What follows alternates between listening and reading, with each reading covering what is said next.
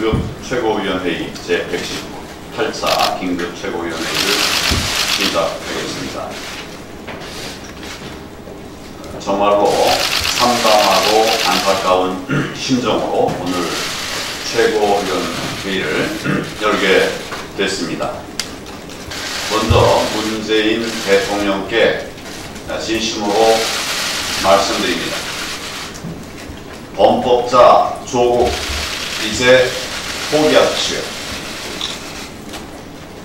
검찰 공격 부당합니다. 즉각 멈추십시오. 이제 국민의 분노가 조국을 넘어서 문재인 대통령을 향하고 있음을 직시하십시오.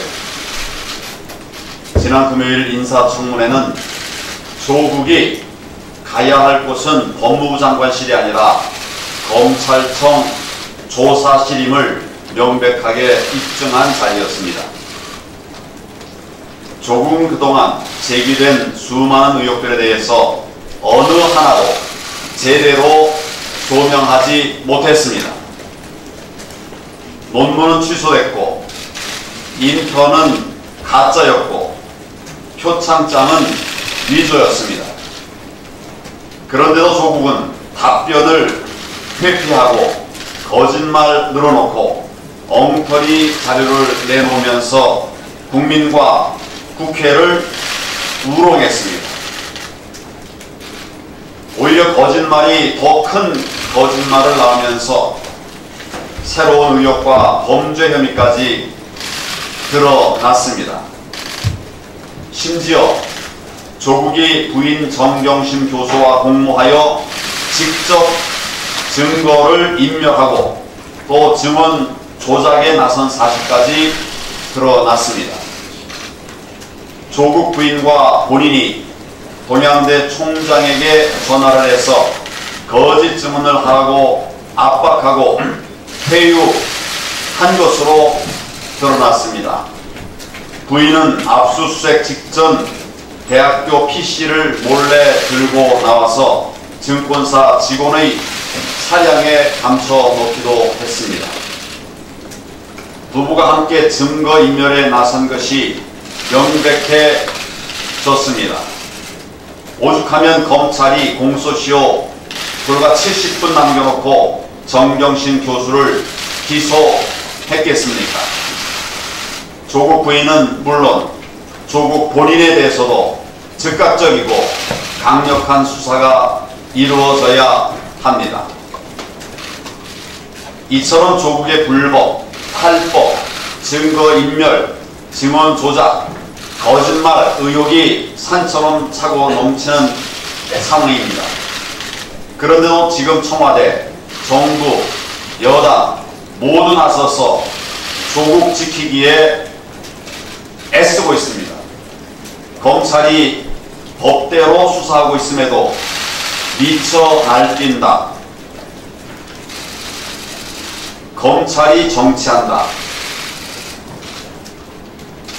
이런 원색적 비난을 퍼붓고 있습니다. 이게 청와대 여당이 할 말입니까? 청와대든 정부든 집권 여당이든 비리가 있다면 엄정하게 임해주길 바란다. 이 말 누가 한 말입니까? 불과 한 달 반쯤 이전에 지난 7월에 문재인 대통령이 윤석열 검찰총장에게 임명장을 주면서 직접 했던 말입니다. 대통령이 국민 앞에서 거짓말을 한 겁니까? 만약 이 정권이 끝내 검찰 수사를 회방하고 가로막는다면 우리 당은 더 이상 참을 수가 없습니다. 더 강력한 투쟁에 나설 수밖에 없습니다. 청와대, 정부, 여당은 검찰에 대한 부당한 공격을 즉각 멈출 것을 강력하게 경고합니다. 결국 문재인 대통령이 조국 임명을 포기하는 것만이 국민적 분노와 혼란을 해소하는 유일한 길입니다. 피의자인 조국을 법무부 장관에 앉히는 것은 그 자체로 법치에 대한 도전입니다. 대한민국의 헌법 질서를 유린하는 행위라고밖에 할 수가 없습니다. 검찰이 제 아무리 엄정하려고 해도 법무부 장관 본인과 부인에 대한 수사를 정말 공정하게 그렇게 진행할 수가 있겠습니까? 결국 조국이 법무부 장관에 임명되는 순간 특검과 국정조사를 실시할 수밖에 없지 않겠습니까? 법무부 장관과 부인이 동시에 특검의 수사를 받는 국가적으로 불행한 사태가 발생하게 될 것입니다. 지금 국민들은 왜 대통령이 조국을 포기하지 못하는지, 두 사람이 어떤 관계인지, 두 사람의 관계까지 의심하고 있다고 합니다. 문재인 대통령에게 엄중히 경고합니다. 만약 대통령이 피의자 조국에 대해서 법무부 장관 임명을 강행한다면 바로 그날이 문재인 정권 종말의 시작이 될 것입니다. 지금이라도 대통령은 조국 임명을 철회할 것을 강력하게 촉구합니다. 최후 통첩입니다.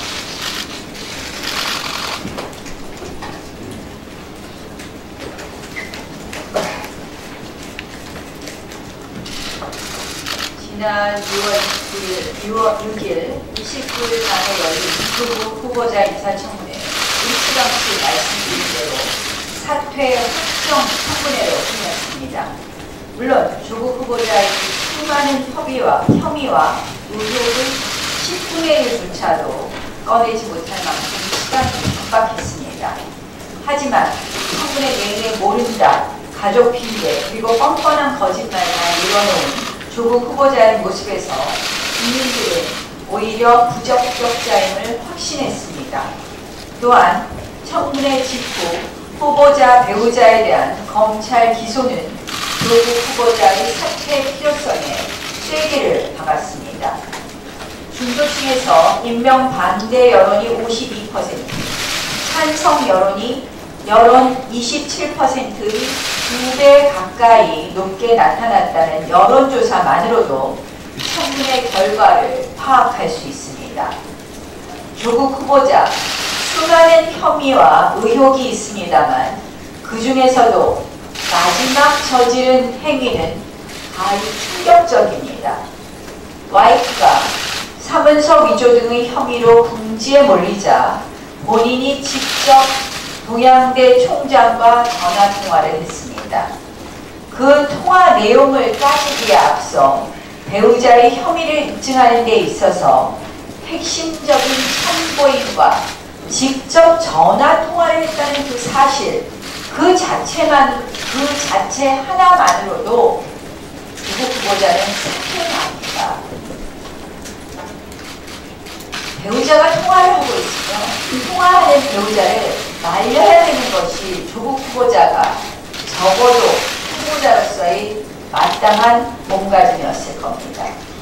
후보자가 전화를 받아서 한마디만이라도 한다면 그거 자체가 압박이 되고 강요가 되는 것이 너무나 지당한 일인 것입니다.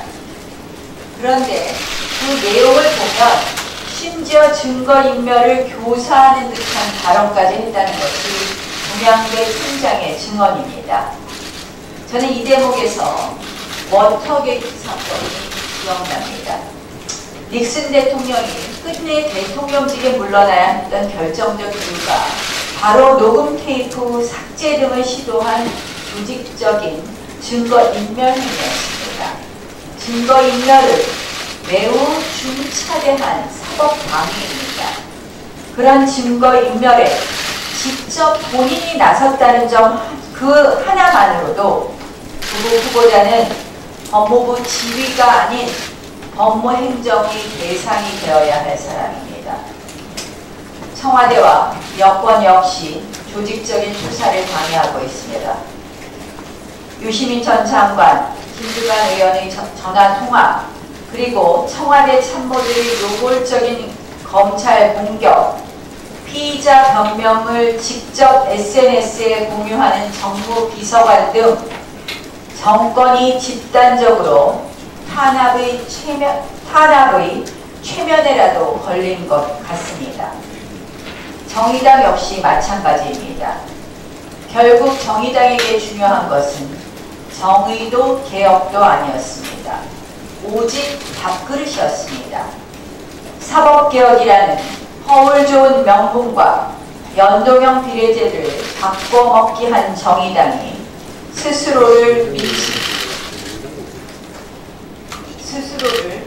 민심의 데스노트 위에 이름을 올리고 있습니다.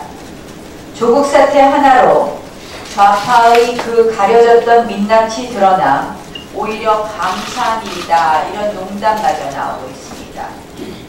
조국 후보자의 사퇴, 그것은 더 이상 진영의 문제도 이념의 문제도 정파의 문제도 아닙니다. 조국 후보자의 사퇴는 곧 진실과 양심이고, 조국 후보자의 임명 강행은 곧 거짓과 탄압입니다. 지금 청와대가 민심의 눈치를 보면서 막판 여론 뒤집기에 총력을 다하고 있습니다. 청와대 게시판을 통한 여론 조작, 가짜뉴스를 통한 물타기는 물론 검찰의 정당한 수사를 정치 개입 운운하면서 호도하고 있습니다. 다시 한번 경고하겠습니다. 청와대의 이러한 처절한 몸부림만으로 국민들의 마음을 바꿀 수 없습니다. 만약 조국 후보자를 임명한다면 밀란 수준의 국민들의 저항이 있을 것이고, 자유한국당은 그 저항에 끝까지 함께 할 것입니다.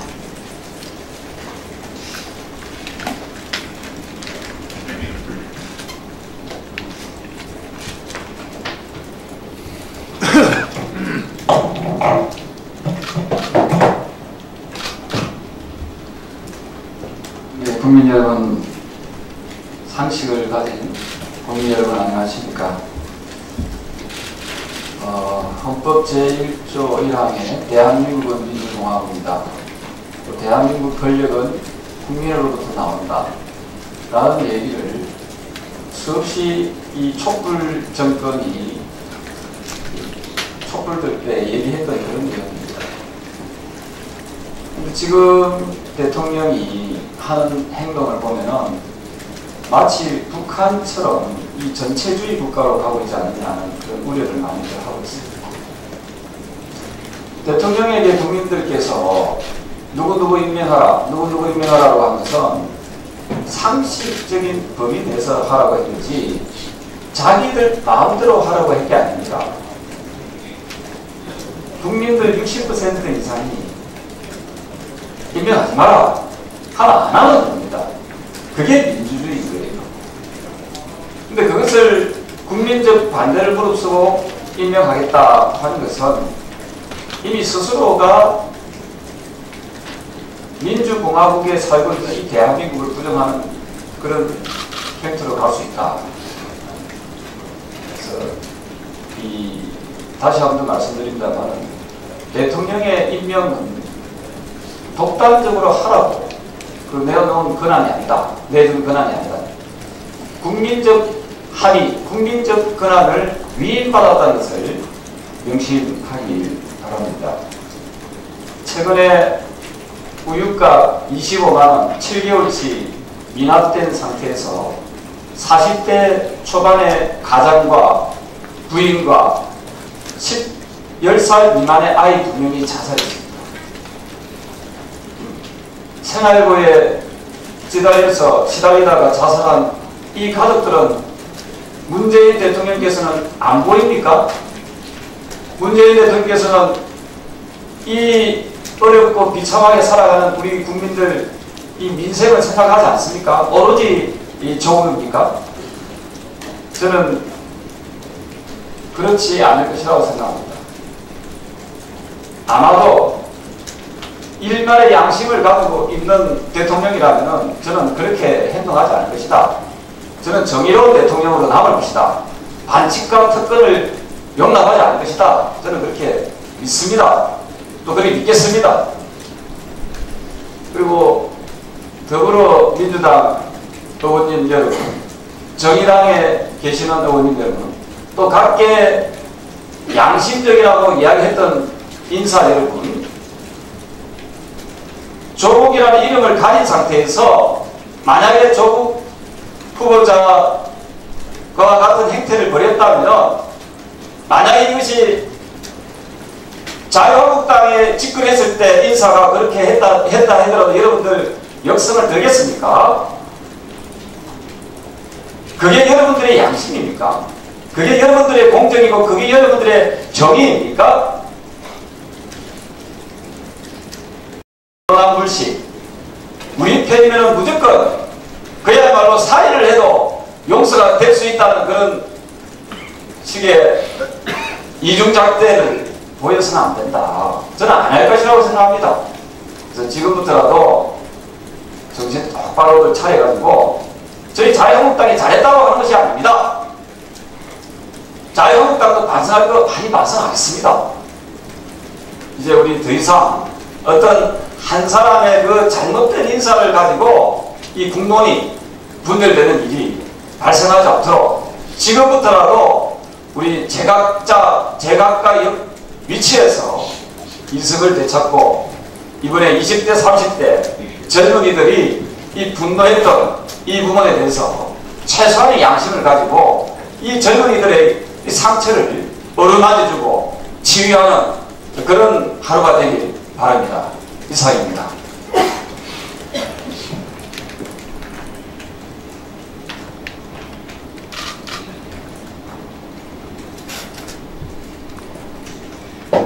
검찰과 검찰 조직에서 가장 신경 쓰는 사건을 다루면서 가장 신경 쓰는 부분이 두 가지입니다. 두 가지.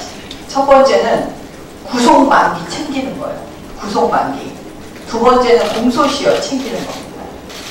이 두 가지를 놓쳤을 때 거의 옷을 벗을 정도의 그 책임감이 있기 때문에 온통 신경을 이곳에 쓰고 있습니다. 구속 만기를 놓치면 어떤 일이 벌어지냐면 불법 구금이 됩니다. 검찰이. 그 다음 공소시효를 놓치게 되면 범인을 놓치게 되는 겁니다. 근데 대부분 이제 피해자가 있기 때문에 그 책임은 정말 기가 막힌 거예요. 이번에 그 조국 씨 부인에 대한 이 전격적인 기소를 언론에서 많이 말씀하고 계시는데요. 그거는 아마 그 두 가지 중에 하나를 선택했던 것 같습니다. 첫 번째는 보통 증거인멸을 이 정도 하면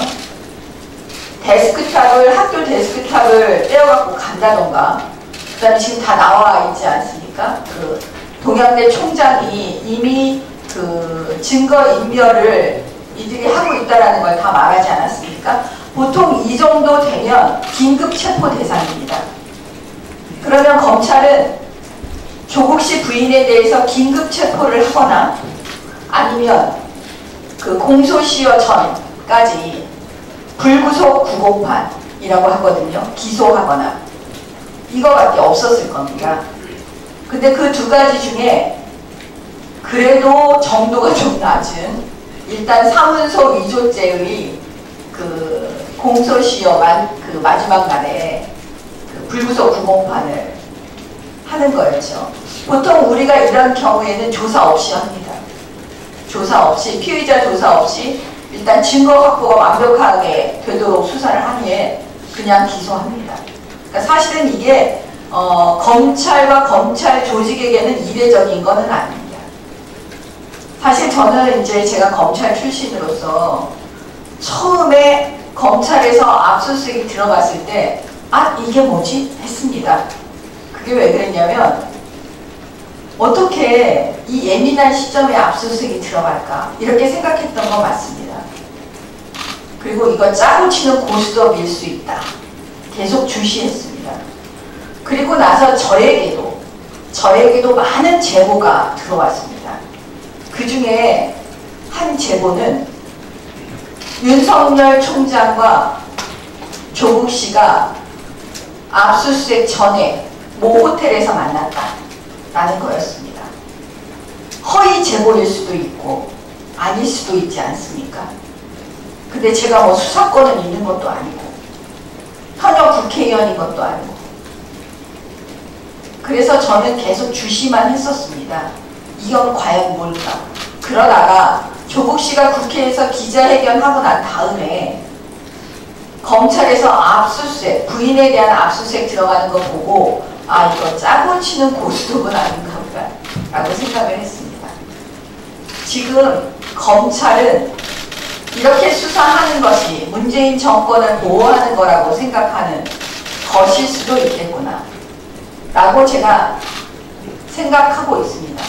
그래서 저는 사실 검찰에 대해서 계속 주시하고 있습니다. 이게 도대체 끝이 무엇일지. 그런데 검사들은 항상 혼전일 때, 혼전 중일 때, 싸움이 너무너무 복잡하고 어려울 때는 기본으로 돌아가는 게 있습니다. 그 기본은 뭐냐면 법과 원칙입니다. 여러분, 길을 잃어버릴 때 우리는 지도를 봅니다. 검찰의 지도는 법과 원칙입니다. 제가 볼 때는 우리 국민들께서 이번에 검찰이 진짜 법과 원칙을 지키는지 아닌지 그것을 보시게 될 것 같습니다.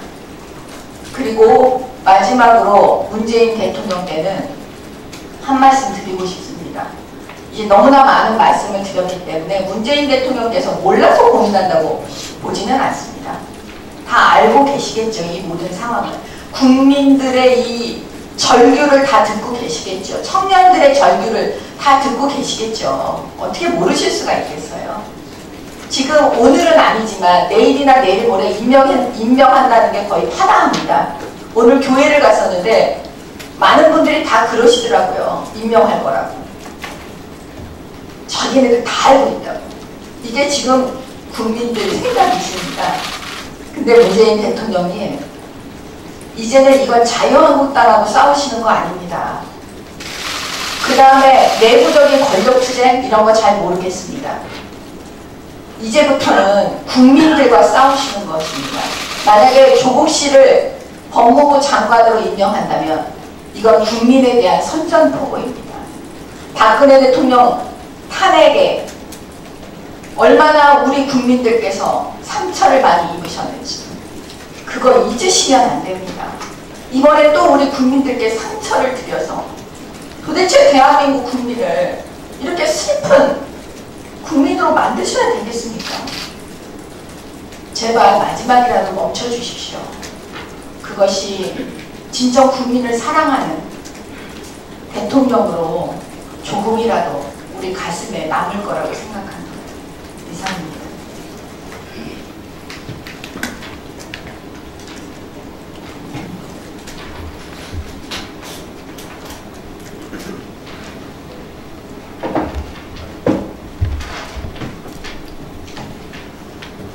이게 나라냐고 외치며 집권한 문재인 대통령과 민주당에게 그럼 이건 나라냐고 되묻고 싶은 슬픈 심정입니다. 문재인 대통령은 단지 장관 한 명을 임명하는 게 아닙니다.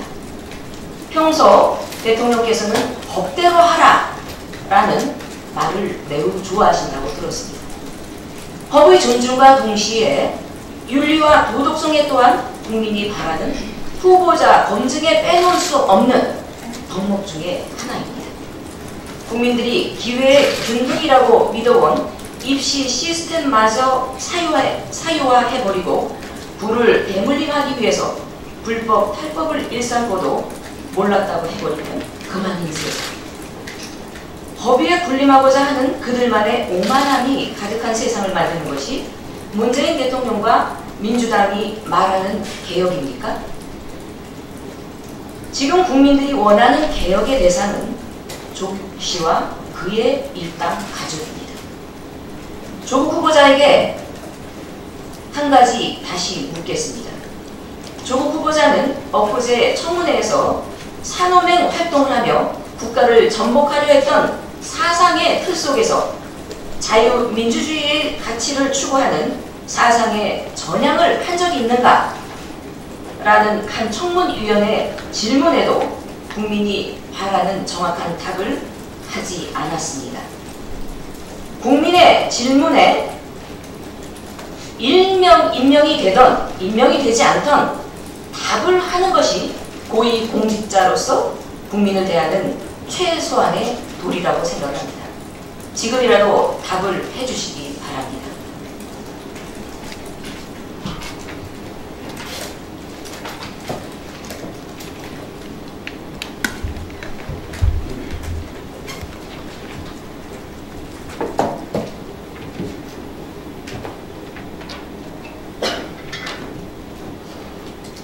자본주의를 불살라 버려야 한다. 조국 후보자가 30대 초반일 때 산오맨 사회주의 노동자 연맹 산하의 사회과학원의 정강정책실장으로 일했을 당시에 조국 실장이 있는 말입니다. 그럼 지금은 바뀌었느냐? 청문회 마지막 부분에서 사회주의에서 전향했느냐 몇 번에 걸친 답변에 끝까지 답변하지 않습니다. 모호하게 헌법 테두리에 대해서 헌법 가치 지키겠다. 통진당과 정의당의 정책이 또 그렇지 않느냐 하면서 끝까지 대답을 하지 않았습니다. 결국은 사회주의 하지 않겠다라는 답을 하지 않는 것입니다.